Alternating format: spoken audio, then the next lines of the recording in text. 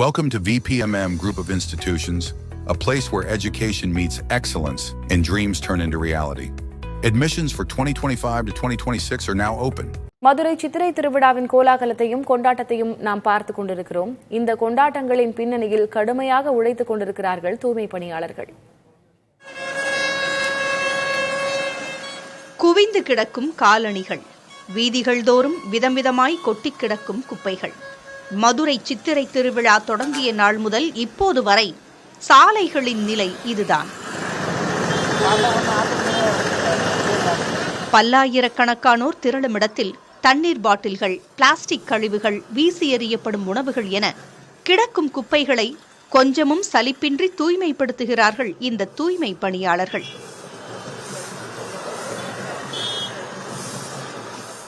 பல்லாயிரக்கணக்கான பக்தர்கள் வந்து செல்லும் இடத்தை தூய்மையாக வைத்துக் கொள்வது அந்த இறைவனுக்கே செய்யும் திருப்பணி என்கிறார்கள் இந்த தூய்மை பணியாளர்கள். சாமி என்னைக்குனாலும் பார்க்கலாம். பணிவடைங்கிறது நமக்கு வருஷத்துல ஒரு திருப்பு தான் அமையுது. அதனால நம்ம தெய்வத்துக்கு பணிவடை செய்வோம், சாமி கோயில போய் பார்த்துக்குவோம். சாமியை கூட பார்க்காம இங்க சுத்தம் பண்ணுதோம். நல்ல மக்கள் நடக்கட்டும், ஒரு நம்ம உதவி செய்வோம் மட்டும் கூட்டு வேலை பார்க்க 42 ஆள் சாமி கோயில பார்த்து கும்பிட்டுக்கிட்டோம். நாங்க நேரில் போய் உள்ள பார்க்கல. ஏரியாவை சுத்தம் பண்றோம் சாமிக்காக.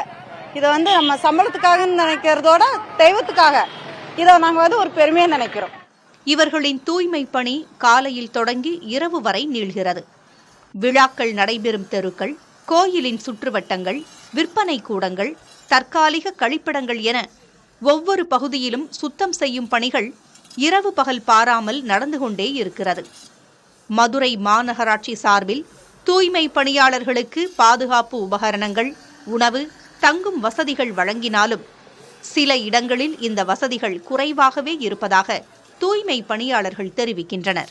மக்களுக்காக பாடுபடும் இந்த தூய்மை பணியாளர்களின் பணிகளை மதுரை மக்கள் பாராட்டிக் கொண்டிருக்கிறார்கள்.